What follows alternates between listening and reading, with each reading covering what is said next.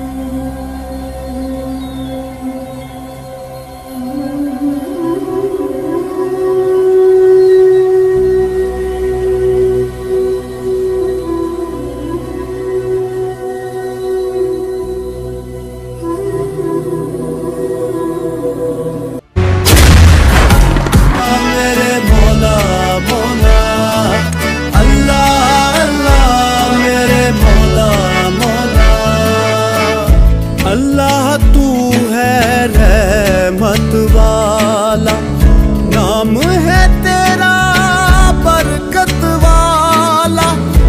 अल्लाह तू है रहमत वाला, नाम है तेरा